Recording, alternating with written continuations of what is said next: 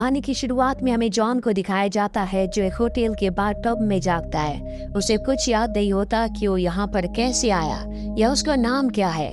दरअसल उसे एमनीजिया की बीमारी है जिसमें इंसान सब कुछ भूल जाता है। जॉन अपने कपड़े पहनने के बाद सूटकेस को चेक करता है जिसमें कार्ड होता है जिस पर शेल बीच लिखा है। और अब जॉन को अपने पास्ट के अपने अतीत के कुछ ग्लिम्स याद आते हैं और तभी वहाँ पर जो फोन होता है वो रिंग होता है। जॉन जब रिसीवर उठाता है तो दूसरी तरफ से एक डॉक्टर उसे बताता है कि एक फेल एक्सपेरिमेंट की वजह से तुम्हारी याददाश्त चली गई और अब कुछ लोग तुम्हें यहाँ पकड़ने के लिए आ रहे हैं जिन्हें स्ट्रेंजर्स कहा जाता है। जॉन जल्द से जल्द होटल से निकलना चाहता है और तभी उसे कमरे में एक डेड बॉडी दिखती है जिसे देखकर जॉन घबरा जाता है। उसे लगता है कि उसे उसी ने मारा है।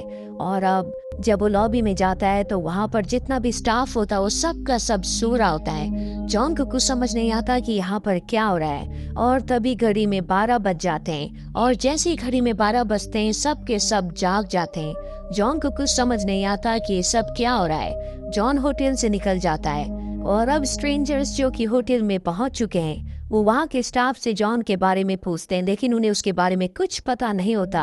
वहीं जॉन की वाइफ एमा को दिखाया जाता है जो स्टेज पर परफॉर्म कर रही होती है और जब उसकी परफॉर्मेंस खत्म हो जाती है उसकी दोस्त उसे एक डॉक्टर का विजिटिंग कार्ड देती है और बताती है कि हे डॉक्टर, तुम्हारे हस्बैंड जॉन का इलाज कर रहे थे, वो तुमसे मिलना चाहते हैं। और अब उस कार्ड को लेकर वो डॉक्टर से मिलने के लिए उनके घर पहुंच जाती है जहां डॉक्टर उसे बताते हैं कि जॉन की याददाश्त जा चुकी है। कुछ ऐसे लोग हैं जो जॉन को नुकसान पहुंचाना चाहते हैं, वो उसका पीछा कर रहे हैं, इसीलिए जॉन से जब भी तुम मिलो तो मुझे इन्फॉर्म करना।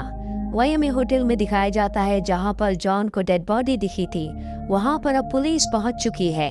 पुलिस की बातों से पता चलता है कि 1 महीने में ये छठा मर्डर है और अब क्योंकि जॉन यहाँ पर था इसीलिए पुलिस को लगता है कि जॉन ही कातिल है। वहीं एमा भी पुलिस स्टेशन पहुंच जाती है क्योंकि वो जॉन के गायब होने की रिपोर्ट लिखवाना चाहती है।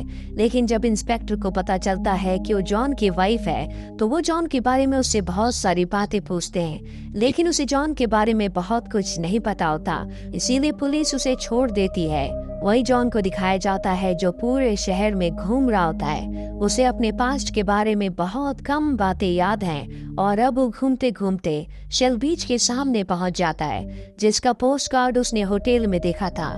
जॉन उसके ऊपर चला जाता है। वहाँ पर स्ट्रेंजर्स आ जाते हैं जिनके पास टेलीकाइनेसिस की पावर भी है जिससे वो किसी के भी दिमाग को कंट्रोल कर सकते हैं। और जब वो अपनी टेलीकाइनेसिस की पावर को जॉन के ऊपर यूज करते हैं तो उसका जॉन पर कोई असर नहीं होता।